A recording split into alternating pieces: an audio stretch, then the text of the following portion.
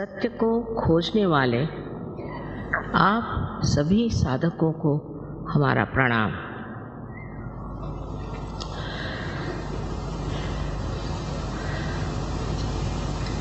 इस कलयुग में मनुष्य जीवन की अनेक समस्याओं के कारण विचलित हो गया और घबरा रहा।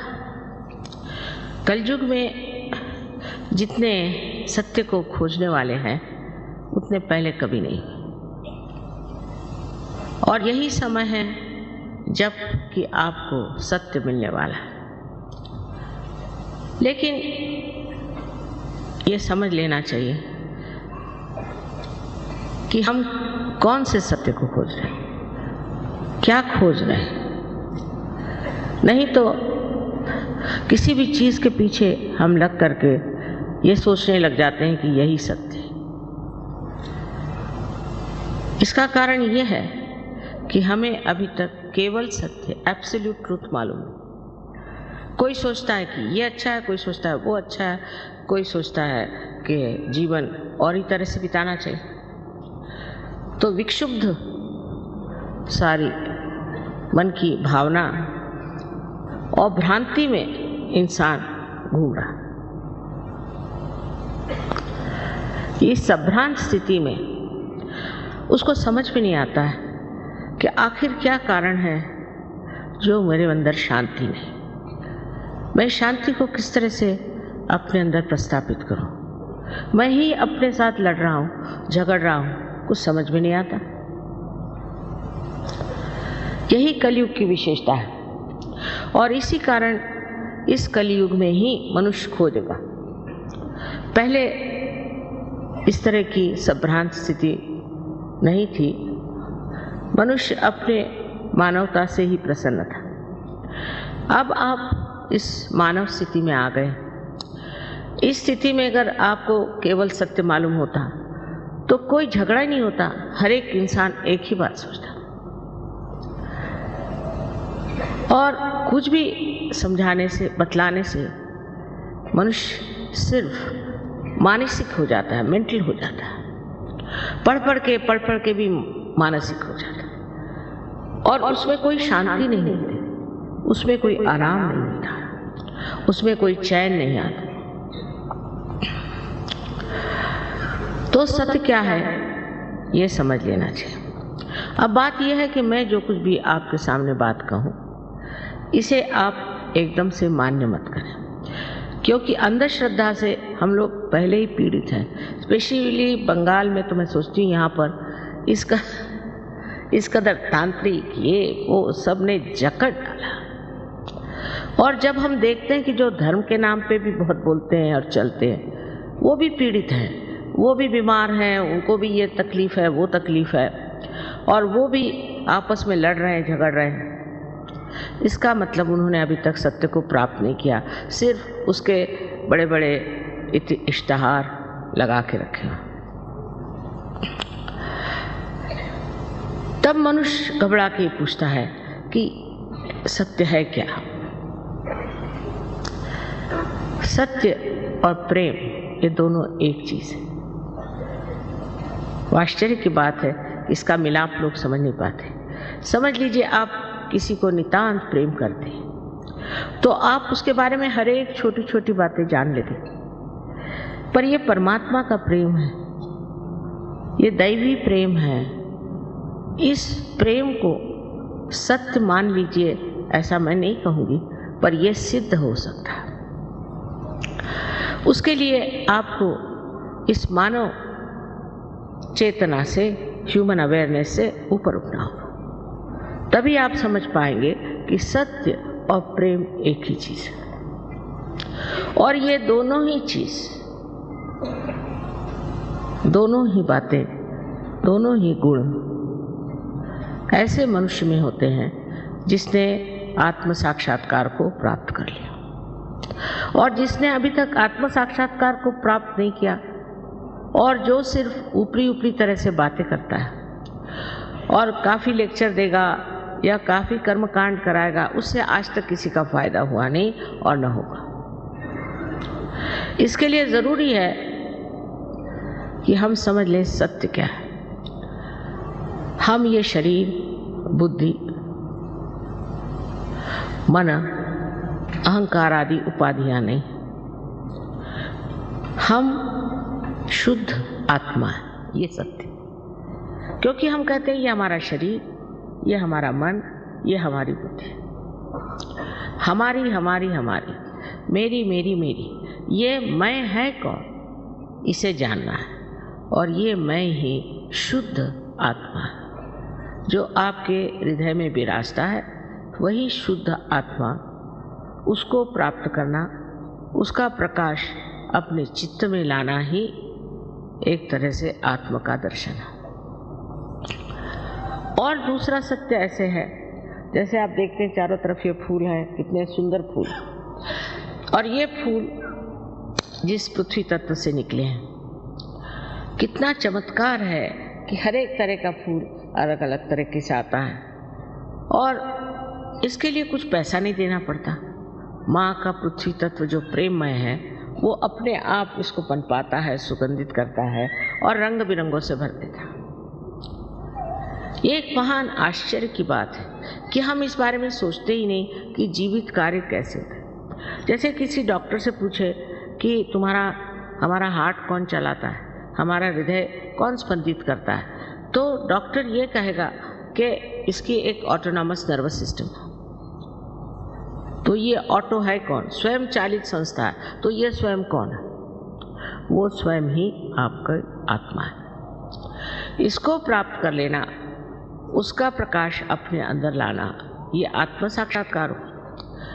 और इस चारों तरफ फैली हुई परमात्मा की प्रेम शक्ति, जिसने ये सुंदर फूल उगाए जो हमारे हृदय को भी चलाते, उससे एकाकारिता करना, ये योग है। यही योग है और इसका जन्म सिद्ध अधिकार आप सब मानव जाति को है। लेकिन इसको प्राप्त करने के लिए अगर कोई मूढ़ हो तो वो नहीं प्राप्त कर सकता, कोई बेवकूफ़ हो वो नहीं, कोई उद्दाम मगरूर हो वो नहीं प्राप्त कर सकता। उसके लिए नम्रता चाहिए और मांग चाहिए कि हमें ये चीज़ चाहिए। हृदय से, प्रेम से। अगर मनुष्य अपने को ज़रा सा भी देखे तो वो अब एक अधूरा है और उसके अंदर अनेक शक्तियां हैं जिसका प्रादुर्भाव, मैनिफेस्टेशन हो सकता है। लेकिन उसके लिए मनुष्य को ये समझना चाहिए कि आप नम्रतापूर्वक इसे अपने हृदय से मांगो, क्योंकि जब प्रेम की शक्ति मांगनी है तो प्रेम पूर्वक ही मांगी जाती है। लड़ाई झगड़े से और परेशान करने से ये शक्ति कभी भी प्राप्त नहीं। इस शक्ति के बारे में आपको पहले बता ही चुके हैं वो कि त्रिकोणाकार अस्थि में ये शक्ति कुंडलिनी नाम की है।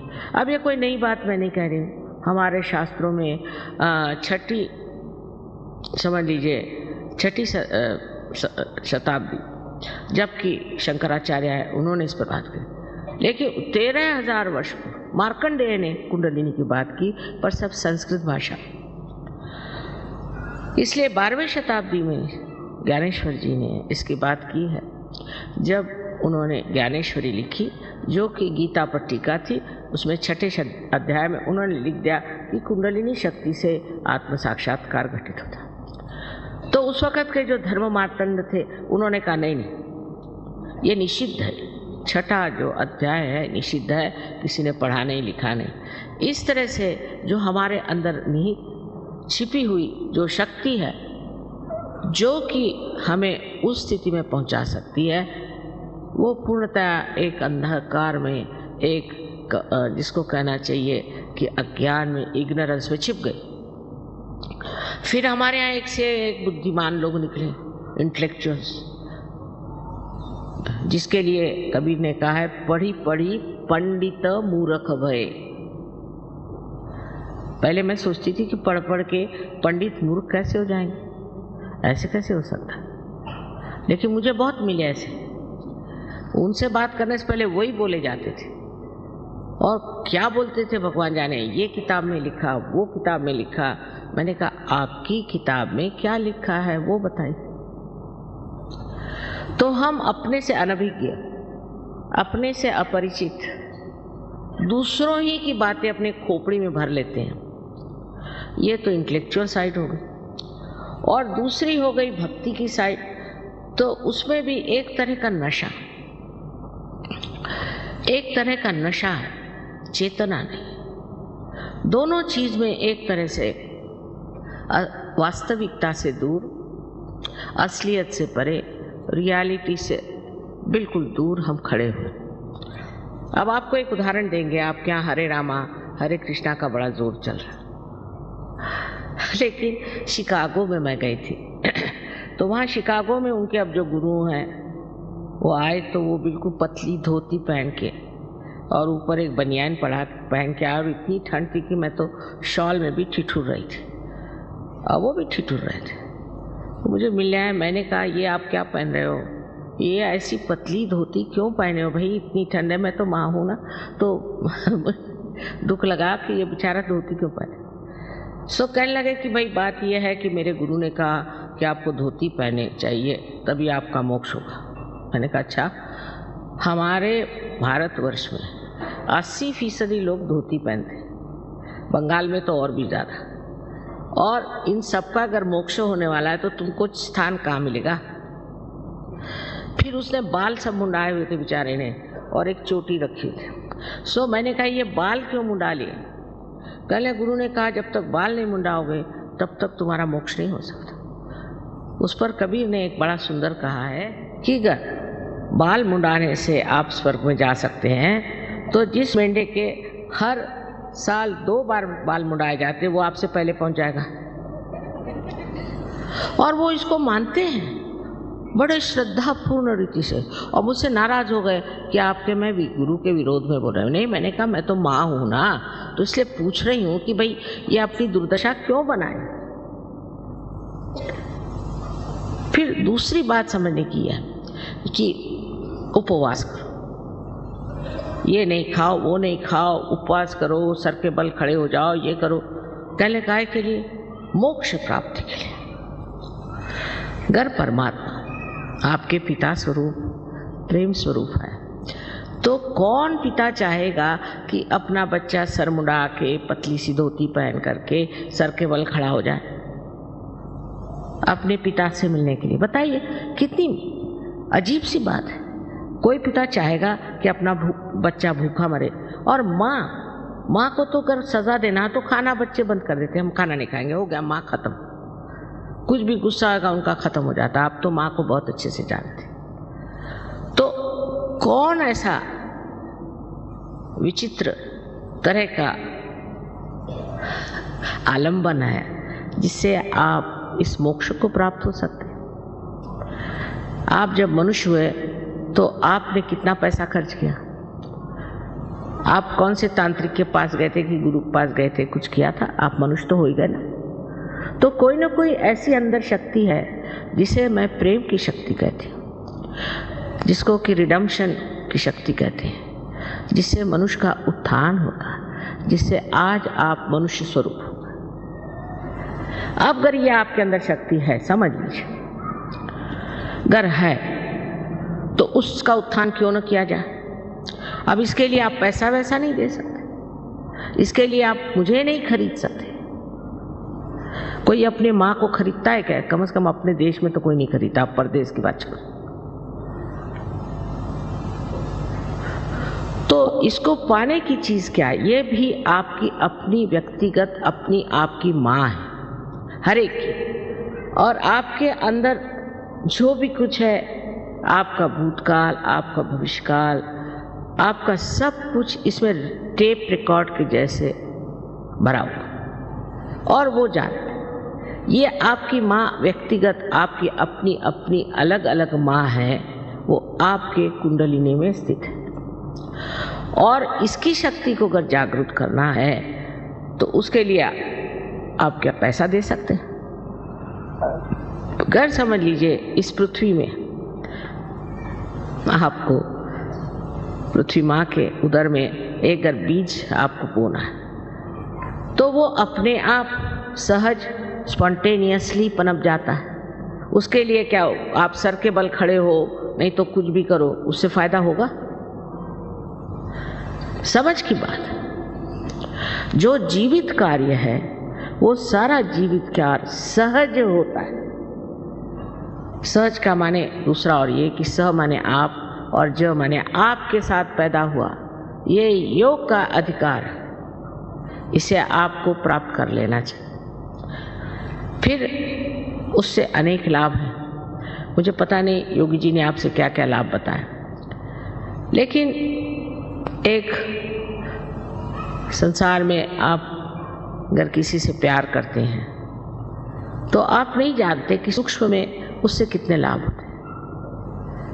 अगर आप प्यार करते हैं और वो भी आपसे प्यार करता है तो दोनों के आदान प्रदान में एक बड़ी सूक्ष्म सी संवेदना होती है जो बहुत सुखदायी और शांतिमय होती है। पर आजकल ऐसा प्यार तो देखने को नहीं मिलता। ऐसी तो कोई व्याख्या भी नहीं कर सकता। ऐसे कोई सेंटिमेंट्स ही नहीं होते। एक दूसरों को नीचे गिराने में, इसकी उसकी गर्दन काटने में ही हम लोग लगे। प्यार की तो बात छोड़ी, यहाँ तक कि जो बड़े भक्ति योग फलाना ढिकाना प्रीच करते हैं और बिठाकर लोगों से भक्ति कराते हैं, वो सब लोगों का ध्यान सिर्फ पैसा लेने पर है। ये समझ लेना चाहिए। इस पृथ्वी माँ को आपने कितना पैसा दिया है जो ऐसे सुंदर सुंदर फूल आपको दे रही है। पहली तो चीज है कि आप प्यार को खरीद नहीं सकते। खरीदा हुआ प्यार नहीं होता। और प्यार की महिमा आप तभी जान सकते हैं जब आप इस महान चैतन्य के प्यार में डूब जाए। आपकी बारीक बारीक चीज भी वो देखता है और संभालता है। जैसे आज की बात बताएं कि नागपुर में बहुत अच्छे गाने वाले हैं, बजाने वाले हैं, तो मैंने कहा कि न जाने उनको बुला लें तो अच्छा रहेगा यहाँ पर, क्योंकि बंगालियों का गाना तो बंगालियों ने सुना ही है, दूसरा कोई सुनाए तो अच्छा रहे। और देखिए सवेरे पहुँच गए वो अपने आप से। मैंने कहा आप कैसे आए? तो कल दुर्गापुर में हमारा प्रोग्राम है, वहाँ हमें जाना था तो हम आ गए। आप सहज में ऐसी बातें होती हैं कि चमत्कार पे चमत्कार हो रहा है।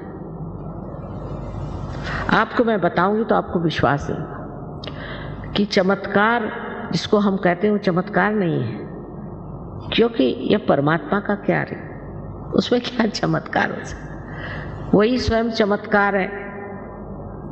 हमारी दादी जी एक किस्सा सुनाती थी बहुत मज़ेदार, कि एक इंसान परमात्मा को मिलने चला तो उसको रास्ते में एक आदमी था, वो सर के बल खड़ा था।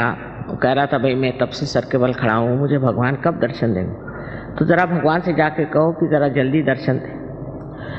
तो ये गए। रास्ते में दूसरा एक बिल्कुल पड़ा होता रास्ते के किनारे, तो उसने कहा कि भाई भगवान ने आज मेरे खाने की व्यवस्था नहीं करी, उनसे ज़रा कह देना मेरे खाने की व्यवस्था रखें। तो पंखा चलो, तो पंखा भी चला दे।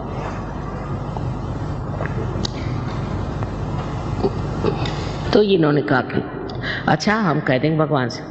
तो ये भगवान के पास जब गए तो उनका काम हुआ सो हुआ। उसके बाद भगवान ने पूछा कि भाई और कोई बात है? कहले हाँ एक बात है, वहाँ एक आदमी है बेचारा सर के बल खड़ा है, आपका इंतज़ार कर रहा है, आप ऐसा क्यों नहीं करते कि थोड़े उस पर मेहरबानी कर दें? कहला उससे कहना और थोड़े दिन करते रहो तो अच्छा रहेगा, हो जाएगा।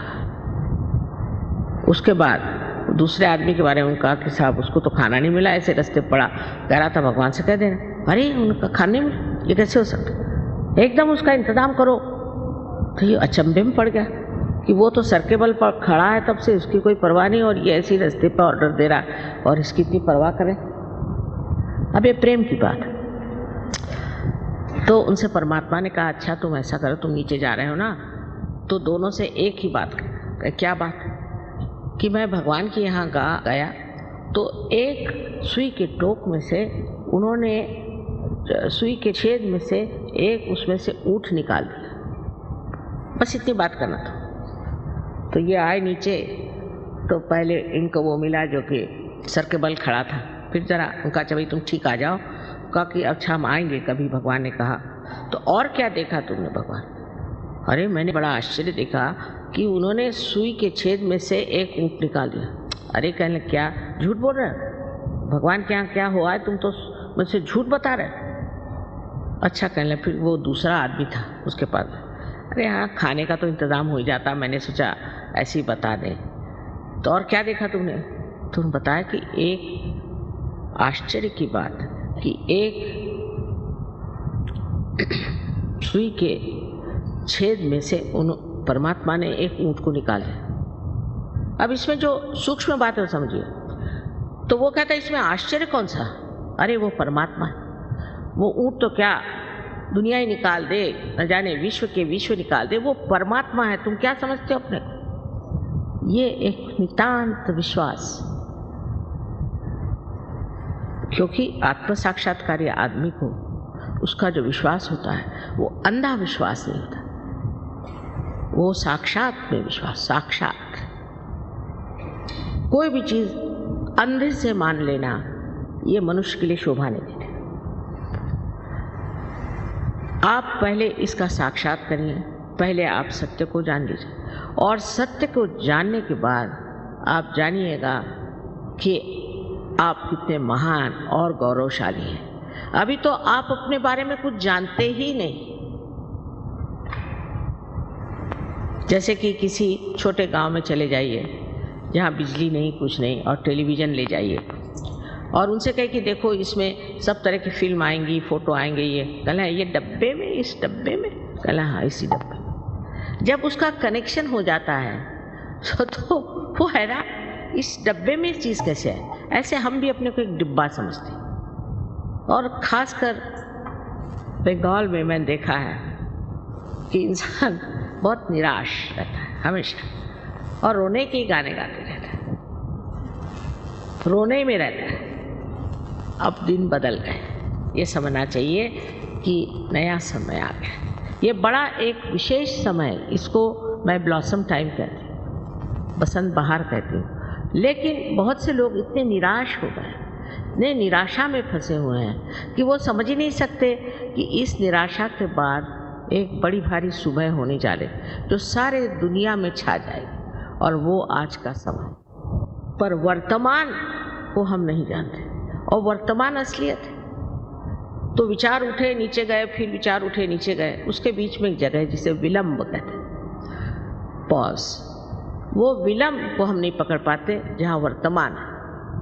या तो आगे की बात सोचे, पीछे की, जैसे अभी जिनको जाना है वापस सोच रहे होंगे कि अब ट्रैम मिले कि नहीं, बस मिले कि नहीं, ये है नहीं वो नहीं है। या तो पिछली बातें सोचते रहें। और मैं अगर कहूँ कि अभी वर्तमान में आप खड़े हो जाइए तो नहीं हो सकते, क्योंकि एक विचार उठा खत्म, दूसरा विचार उठा खत्म, और हम उसके ऊपर में नाचते रहते हैं। लेकिन जब कुंडलिनी जागृत होती है तो विचार लंबाकृत हो जाते हैं, ऐसे रिलैक्स हो जाते हैं, लंबाकृत, और उसके बीच में जो जगह बन जाती है और वर्तमान में आप खड़े हो जाते हैं।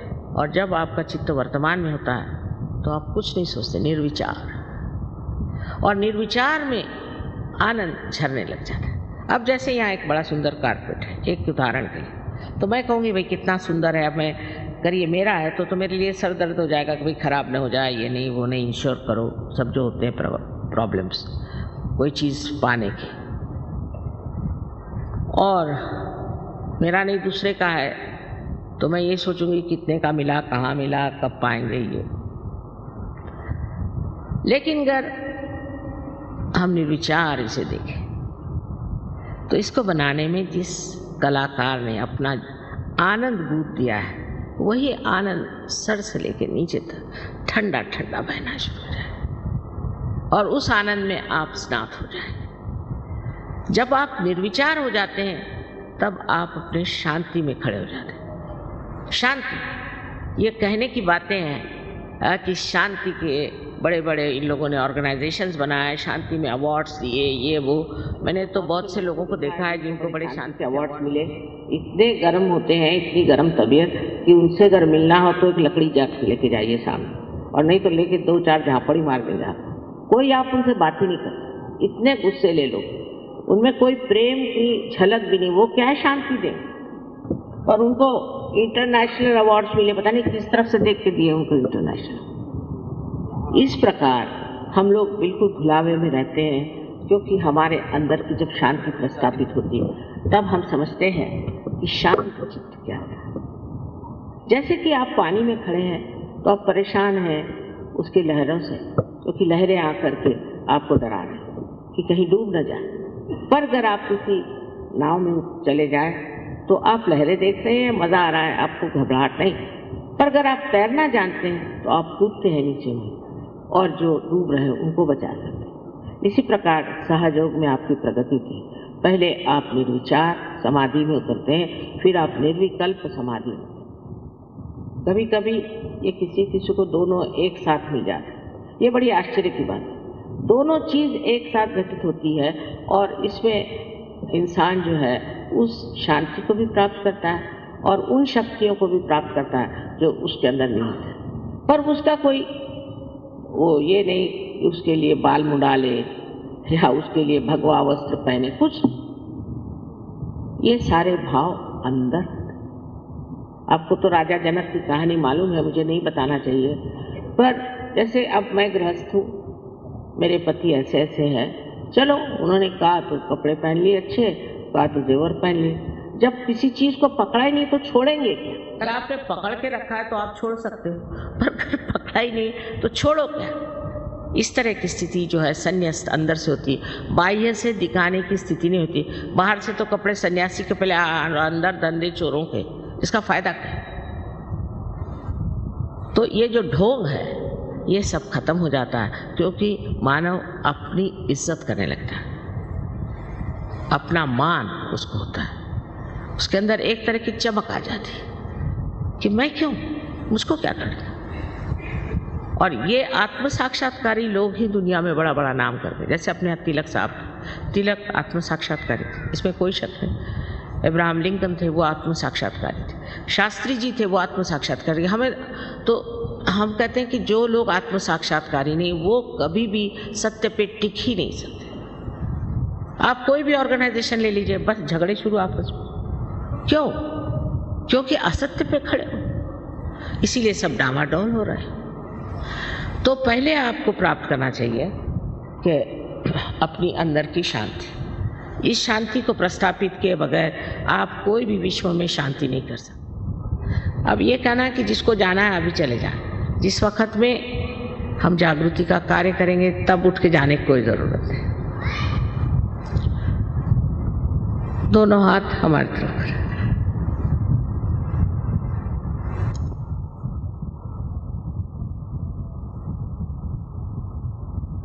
अब पहले तो आपको चाहिए कि अब आप अपने को बिल्कुल तरह से क्षमा कर दें।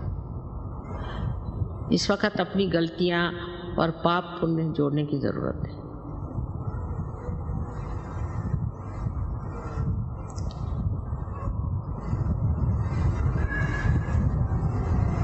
और अब आंख बंद कर ले, चश्मा निकालें। इनके पैर में जूते होंगे तो जूते निकाल दें, जो बैठे हैं ऊपर में लोग। अब लेफ्ट हैंड मेरी ओर करें इस तरह से, और राइट हैंड सर झुका लें, और सर के ऊपर में आप अपना राइट हैंड, यहाँ पर जो तालु है इसे ब्रह्मरंध्र भी कहते हैं, कि जो ब्रह्म में एकाकारिता करता है, ऐसा छेद ब्रह्मरंध्र। अब इस पे राइट हैंड रखें दूर ऐसे, और अब देखें कि आपके ब्रह्मरंध्र में से ठंडी या गरम कोई हवा जैसी चैतन्य की लहरियां आ रही क्या, जिसको कि आदि शंकराचार्य ने सौंदर्य लहरी कहा था।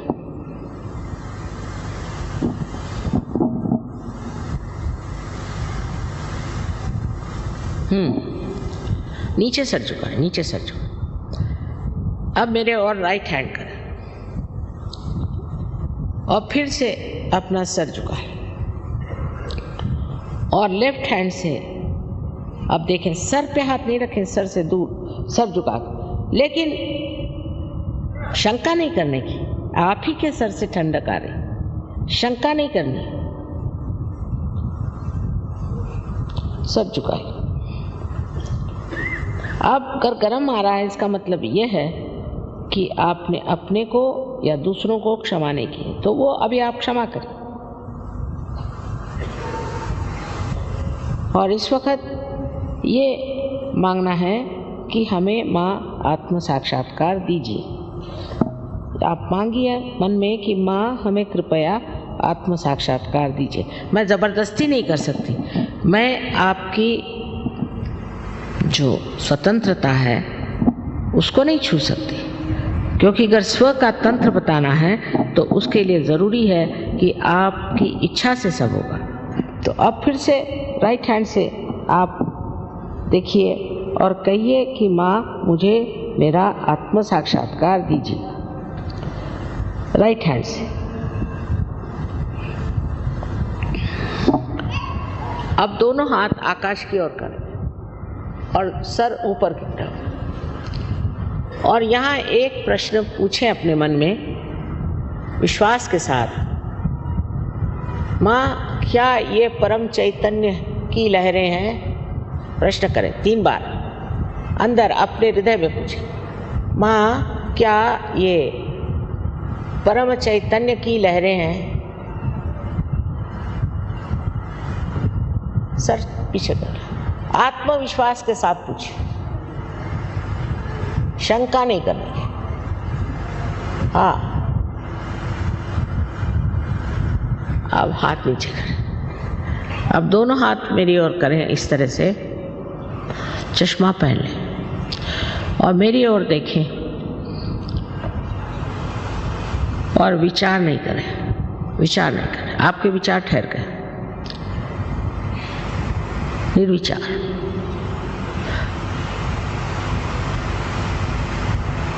यही निर्विचार समाधि। अब जिन लोगों के हाथ में या उंगलियों में या ब्रह्मरंध्र से ठंडी या गर्म हवा आई हो, वो दोनों हाथ ऊपर करें।